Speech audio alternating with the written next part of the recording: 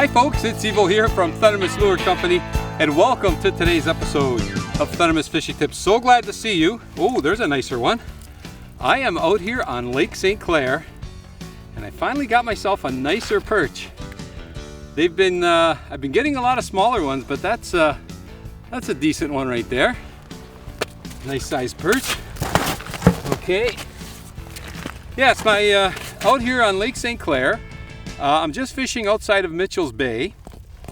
Place is called St. Luke's, and what I liked, it was really nice because when you come, especially if you come to a new body of water and you don't know where the shore access is, it was really nice because I came here to Lakeshore Marina, and for $2 I was able to park my vehicle, and I've got access to the lake. So I thought that was pretty good. And the other thing I thought was pretty good was there's a tree line they have out here from the shoreline coming out about a mile.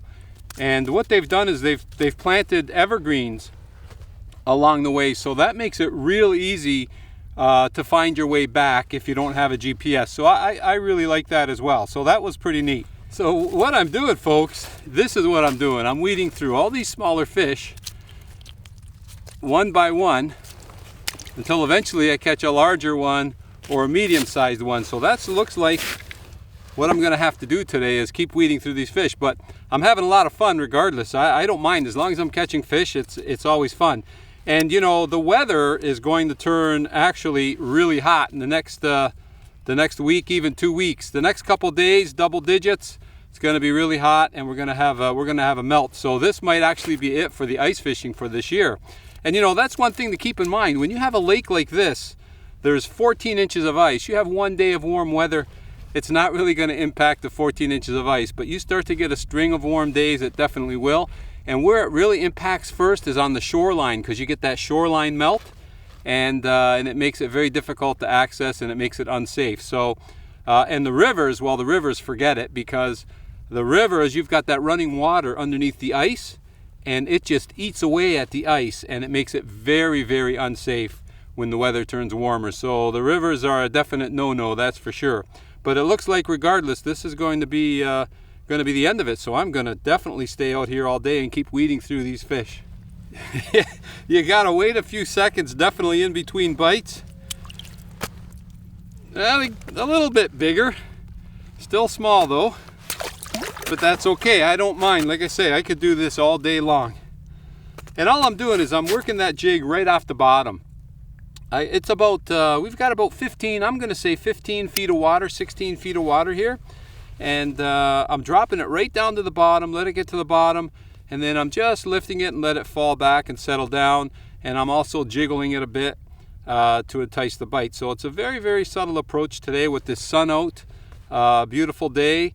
These fish probably not as aggressive, so I'm just changing my approach a little bit and just slowing things down just a touch. There we go. There's another one. You know, I was going to say it feels pretty good, but when you catch a lot of small ones and they get a little bit bigger, of course they start to feel, everything starts to feel better. Oh boy, but that's okay. Okay, we'll put it back down. Now, I am running the sting nose. Now, what I'm doing today with the sting nose, and you know, I fish the sting nose just the way it is, it's no problem. But today what I'm doing, folks, is I'm tipping it. Now, the sting nose, as you know, is very, very realistic looking. And the hook is located right at the head. And that's a huge advantage for setting the hook on any fish. So now what I've done is I've taken a little piece of a grub, an artificial grub, and I put the grub on, but I nipped it off because all I want is just a tiny little piece of it there.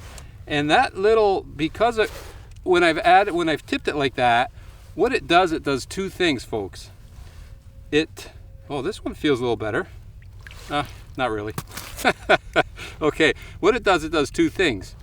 Oh, he just took my added bait, but I don't want to waste any time. I'm going to put it right back down there again. So by tipping it, this is a scented grub. It's a gulp grub, and by putting just a little tiny piece on there, I've added just a little bit of scent. So that little bit of scent, what it does is it'll help trigger some more bites. But the other thing, when you tip your jigging spoon, the other thing that it does is it slows down the fall. So especially when the fish are a little bit tentative, any jigging spoon, not just the sting nose, when you tip it, what happens is that little bit of extra weight on the hook makes a little more drag, and it gives it just a little bit of a different fall, a much more subtle fall, and it's like I say, it's really good for enticing those tentative bites. And the other thing I want to mention about tipping, folks, is I brought two colors with me today. I brought white and I brought chartreuse. Now, what I've done is I've gone with the white. If you're tipping with a minnow, it doesn't make a difference. A minnow's a natural bait. It's a great little thing to tip with, no problem. But when using artificials, what I considered today is this water, folks, is crystal clear. It's not murky at all. You could probably see the bottom. That's how clear it is. So because it's so clear, I decided to go with the white as opposed to the chartreuse, because I want it to look as natural as possible, and I really only want it there for scent. So that's why I went with the white. Those little things make a big difference when it comes to the bite. If the water was murky or stained, then I would have considered going with the chartreuse. But for today, it's definitely going to be the white. And speaking of today, I'm going to be out here all day because this is most likely it for ice fishing. Like I say, the weather's going to turn, so it's a gorgeous day.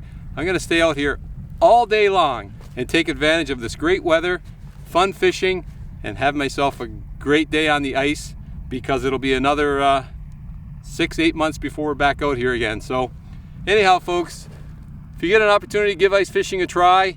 It's late in the season now, but there's always next year. And I want to thank you ever so much for tuning in to today's episode of Thundermist Fishing Tips. It's always great to see you, and until next time, good luck and good fishing.